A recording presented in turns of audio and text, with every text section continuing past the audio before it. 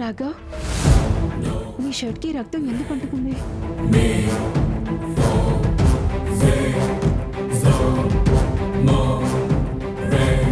అమ్మా, అది నేను రోహిత్తో కలిసి భోజనం చేశాను. జస్ట్ అప్పుడే కెచప్ పడింది, ఇంకేం లేదు.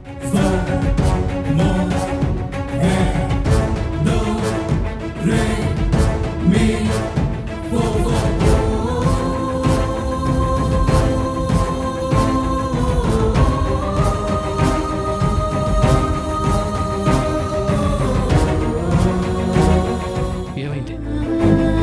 ఎందుకు ఆగిపోయావు? కొట్టు, నాతో ఫైట్ చేయి.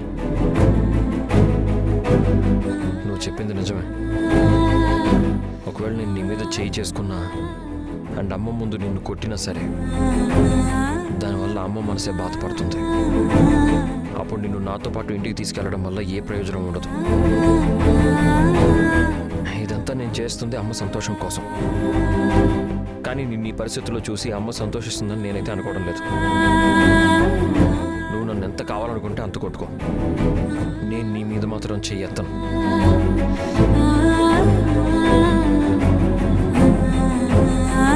లేదు,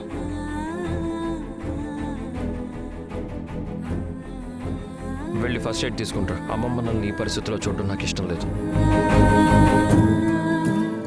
భగవంతుడికి కోటి నమస్కారాలు.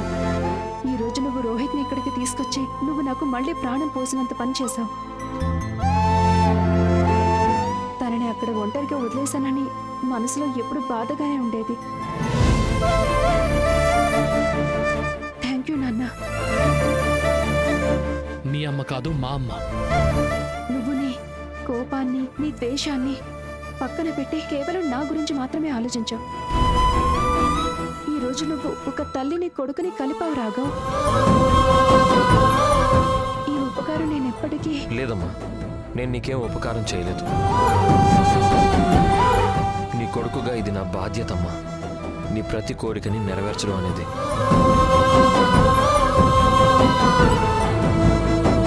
ఇప్పుడు మీ ముగ్గురు పిల్లలు మీ కళ్ళ ముందే ఉన్నారు కదమ్మా.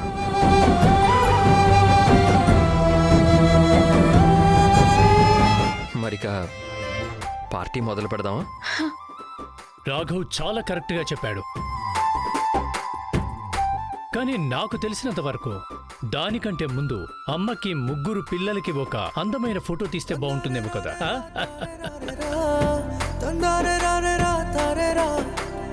అండ్ ఈ ఫోటోలో సెంటర్లో ఉండాల్సింది ఉన్ని. ఇద్దరు అన్నయ్యల సూపర్ స్టార్ అండ్ గారాల చెల్లి,